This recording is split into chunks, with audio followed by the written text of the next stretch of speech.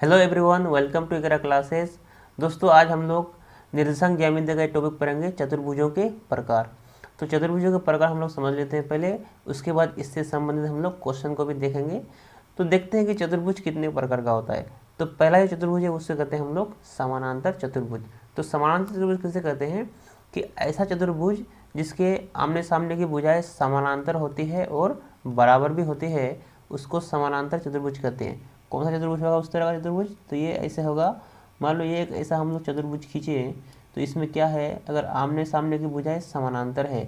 आमने सामने की भुजाएं समानांतर कब कही जाती है? जब भुजाएं कभी ना मिले। तो देखना, यह भुजा ए बी है या सी डी है, ये कभी मिलेगा आपस में? कभी नहीं मिलेगा। इसका मतलब ये भुजा क्या है? समानांतर है। ये और ये भुजा और ये भुजा समानांतर है। उसी प्रकार ये जो ए डी है और ये बी सी है, क्या है? आमने सामने की भुजाएं है और ये भी क्या है? समानांतर है, क्योंकि ये भी क्या होगा? कभी नहीं मिलेगा।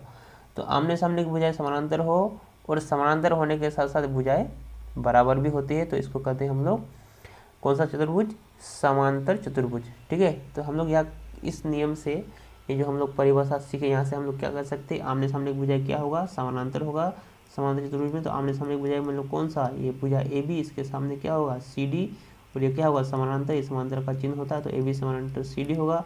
और दूसरा ये जो ए डी है और ये बी सी, ये भी क्या होगा? आमने सामने की भुजाएं हैं, तो ये भी क्या होगा? समानांतर। तो ए डी समानांतर सी डी होगा। ठीक है। ए डी समानांतर सी डी नहीं, B C, sorry, A D समानांतर क्या होगा? यहाँ पे होगा बी सी। ठीक है। और समानांतर तो होता ही है, उसके साथ साथ बराबर भी होता है। बराबर इसका मतलब क्या होगा? ये ए बी बराबर क्या होगा? सी डी होगा, और यहाँ पे ए डी बराबर क्या होगा? बी सी होगा। ठीक है। ये गुण हम लोग को याद रखना है, इम्पोर्टेंट है। अगला है विकर्ण बराबर नहीं होता है। विकर्ण क्या होता है?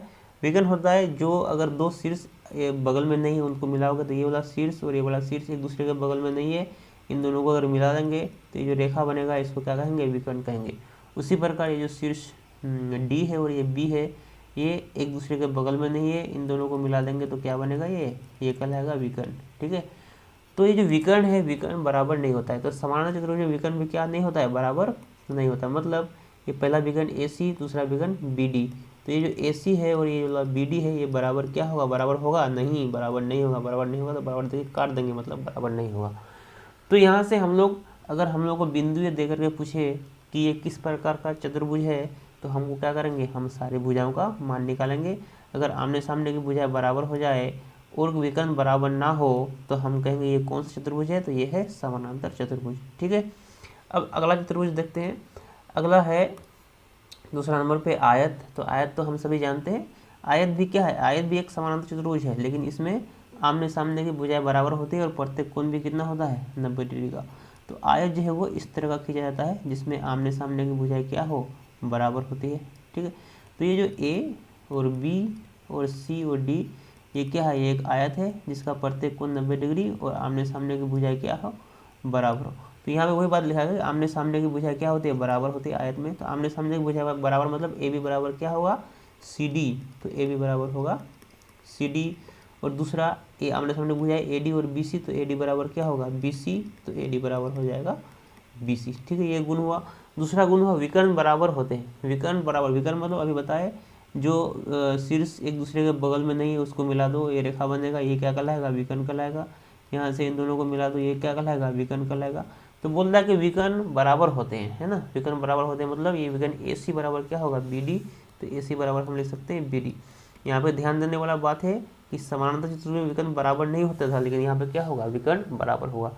तो अगर मान लो कोई एक चतुर्भुज दे और हमको पूछे कौन सा चतुर्भुज है, और उसमें आमने सामने की भुजाएं बराबर आ जाए और विकर्ण भी बराबर आ जाए, तो हम लोग बोलेंगे ये कौन सा चतुर्भुज है? ये है एक आयत। ठीक है। और आयत में प्रत्येक कोण 90 डिग्री तो होता ही है। अगला है वर्ग। तो वर्ग के बारे में हम लोग जानते हैं कि वर्ग में क्या होता है? चारों भुजाएं बराबर होता है। तो वर्ग एक ऐसा समानांतर चतुर्भुज है जिसका चारों भुजाएं क्या हो? बराबर। तो चारों भुजा जिसका बराबर हो उसे वर्ग कहते हैं। और सिर्फ चारों भुजाएं बराबर नहीं होना चाहिए, प्रत्येक कोण भी 90 डिग्री का होना चाहिए। ठीक है। नहीं तो फिर अगर खाली चारों भुजाएं बराबर हो जाए और प्रत्येक कोण 90 डिग्री का ना हो तो वो वर्ग नहीं होगा, तो वो क्या हो जाएगा? वो समचतुर्भुज हो जाएगा। तो वर्ग में क्या होता है कि सारा भुजाएं बराबर होंगे, ये भुजा, ये वाला भुजा, ये वाला भुजा, ये वाला भुजा, सभी भुजाएं क्या होगा? बराबर होगा। और प्रत्येक कोण कितना डिग्री का होगा? 90 डिग्री का।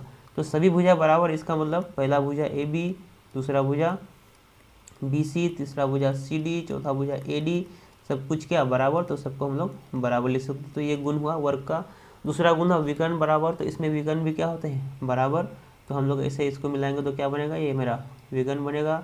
इसको ऐसे करके मिलाएंगे तो ये भी क्या बनेगा, विकर्ण बनेगा। इस विकर्ण का नाम है AC, इसका नाम है BD। तो AC बराबर क्या हो जाएगा, BD हो जाएगा। ठीक है, और प्रत्येक कोण तो 90 डिग्री होता ही है। तो हम लोग को पूछेगा कि वर्ग कौन सा चतुर्भुज होगा, तो वर्ग जिसका सभी भुजाएं बराबर और विकर्ण भी बराबर, तो ये क्या कहलाएगा, वर्ग कहलाएगा। ठीक है, और अगर आमने सामने का भुजाएं बराबर और विकर्ण बराबर तो वो आयत कहलाएगा। हम लोग पहले इससे पढ़ चुके हैं। अगला है सम चतुर्भुज। देखो सम का मतलब जहाँ भी आए मैथमेटिक्स में, सम का मतलब होता है बराबर, और चतुर्भुज मतलब चार भुजा। तो ऐसा चतुर्भुज जिसकी चारों भुजाएं क्या हो, बराबर हो। अब देखना यहाँ पे कन्फ्यूजन वाला बात उत्पन्न हो रहा है कि अभी जो हम लोग वर्ग पर उसमें भी तो सभी भुजाएं बराबर होता था। तो हम लोग क्या कहेंगे, ये अगर सभी भुजाएं बराबर दिया हो तो हम क्या कहेंगे, उसको वर्ग बोले या सम चतुर्भुज बोले। तो हम लोग को क्या करना है, उसका पहले कि निकालना है विकर्ण। अगर सभी भुजाएं बराबर हो और विकर्ण भी बराबर हो तभी वर्ग होगा, और अगर खाली सभी भुजाएं बराबर हो और विकर्ण बराबर ना हो तो वो वर्ग नहीं होगा, वो क्या होगा, सम चतुर्भुज होगा। ठीक है, तो यहाँ पे देखना इन दोनों बिंदुओं को मिला देंगे तो ये क्या बन जाएगा, विकर्ण बन जाएगा। ठीक है, इन दोनों को बिंदुओं को मिला देंगे तो क्या बन जाएगा, विकर्ण बन जाएगा। अब यहाँ पे देखना चार भुजाएं बराबर होती है किस में, सम चतुर्भुज में, और ये तो वर्ग में भी होता था लेकिन यहाँ भी वही होगा। चार भुजाएं मतलब AB और BC और CD और AD, चार भुजाएं बराबर, तो सबको बराबर का चिन्ह दे दिए। चार भुजाएं बराबर, ये पहला गुण हुआ सम चतुर्भुज का। दूसरा गुण इसका ये होता है कि विकर्ण बराबर नहीं होता है। विकर्ण बराबर नहीं मतलब ये जो विकर्ण है AC और दूसरा विकर्ण है BD, ये बराबर नहीं होगा। तो AC बराबर BD क्या होगा, नहीं होगा। नहीं होगा तो हमको बराबर देके काटना पड़ेगा कि बराबर नहीं है।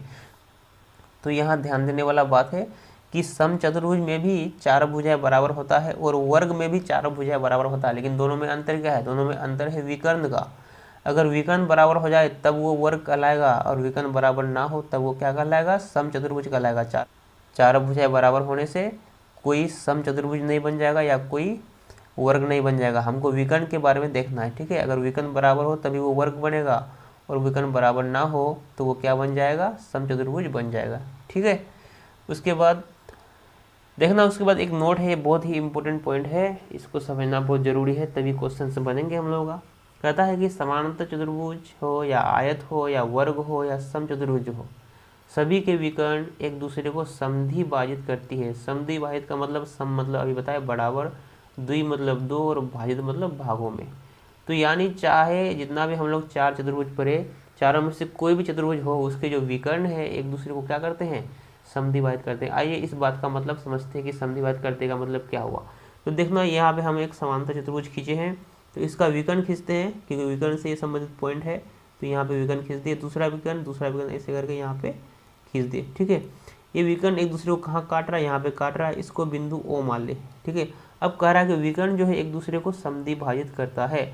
समधि भाजित का मतलब हुआ कि ये दोनों विकर्ण जहाँ पे काट रहा है जिस बिंदु पे, वो जो बिंदु है वो इस विकर्ण का भी मध्य बिंदु होगा और इस विकर्ण का भी मध्य बिंदु होगा। यानी ये जो बिंदु है बीच में होगा, किसके बीच में, इस रेखा के भी बीच में, और रेखा जो AC है इसके भी बीच में। अगर ये बिंदु बीच में है AC के, इसका मतलब यहाँ से यहाँ के बीच की दूरी और यहाँ से यहाँ के बीच की दूरी क्या हो जाएगी, बराबर नहीं हो जाएगी, यानी OA बराबर OC नहीं हो जाएगी। तो इसका मतलब हम लोग कहेंगे कि OA बराबर क्या हो जाएगा, OC, है ना। और उसी प्रकार ये जो बिंदु है ये इसका भी मध्य बिंदु है, बिंदु O जो है वो BD का भी मध्य बिंदु है, BD का भी अगर मध्य बिंदु है तो OB बराबर क्या हो जाएगा, OD बराबर OD हो जाएगा। तो OB बराबर क्या हो जाएगा, OD। ठीक है, और ये सिर्फ हम लोग किसमें, समानांतर चतुर्भुज में नहीं कहेंगे, सब में कहेंगे। सब में मतलब जितना भी चारों प्रकार का चतुर्भुज पर है सब में ये गुण होता है। यानी आयत में भी यही गुण होता है क्या, कि विकर्ण एक दूसरे को जिस बिंदु पर काटती है वो दोनों विकर्णों पर मध्य बिंदु होता है। यानी इसको O मान ले तो OA बराबर क्या होगा, OC। तो यहाँ भी हो जाएगा OA बराबर OC, और इधर OB बराबर क्या हो जाएगा, OD। तो OB बराबर हो जाएगा OD। ठीक है, यहाँ पे अगर हम विकर्ण खींचे, क्या है, एक वर्ग का हम लोग चित्र लिए हैं, तो वर्ग में भी अगर एक विकर्ण खींचे तो विकर्ण एक दूसरे को कहाँ पे काटेगा, मध्य बिंदु पे। यानी ये जो O है ये AC का भी मध्य बिंदु और BD का भी मध्य बिंदु, इसका मतलब OA बराबर क्या हो जाएगा, OC। OA बराबर OC, और यहाँ पे OB बराबर क्या हो जाएगा, OD। तो OB बराबर हो जाएगा OD। ठीक है, उसी प्रकार ये है सम चतुर्भुज। ठीक है, सम चतुर्भुज में भी अगर हम लोग विकर्ण खींचेंगे तो ये जो विकर्ण है ये एक दूसरे को काटेगा, और कहाँ पे काटेगा, ये काटेगा जिस बिंदु पे, वो बिंदु जो है मध्य बिंदु का किसका, दोनों विकर्णों का मध्य बिंदु होगा। इसका मतलब ये ओ ए बराबर क्या होगा, ओ सी, ओ ए बराबर ओ सी, और यहाँ पे ओ बी बराबर क्या होगा, ओ डी, ओ बी बराबर ओ डी। देखिए हम लोग यहाँ पे हम ए बी सी डी बिंदु लिखे हैं। आप कुछ भी बिंदु दे करके लिख सकते हैं, बस आपको याद रखना है कि विकर्ण एक दूसरे को जिस बिंदु पे काटेगा वो मध्य बिंदु पे होगा। किसके मध्य बिंदु पे, दोनों विकर्ण को मध्य बिंदु पे। इस विकर्ण का भी वो मध्य बिंदु होगा, इस विकर्ण का भी वो मध्य बिंदु होगा। अगर वो मध्य बिंदु है इसका मतलब यहाँ से यहाँ की दूरी ओ ए और यहाँ के यहाँ की दूरी ओ सी बराबर होगा। यहाँ से यहाँ की दूरी ओ बी और यहाँ से यहाँ की दूरी ओ डी क्या होगा, बराबर होगा। ठीक है, तो हम लोग आज का वीडियो को यहीं तक रखते हैं। इससे संबंधित जो प्रश्न है हम लोग अगले वीडियो में देखेंगे। आपको अगर ये वीडियो पसंद आया तो इस वीडियो को लाइक करें, शेयर करें और हमारे चैनल को सब्सक्राइब करना ना भूलें। Thank you.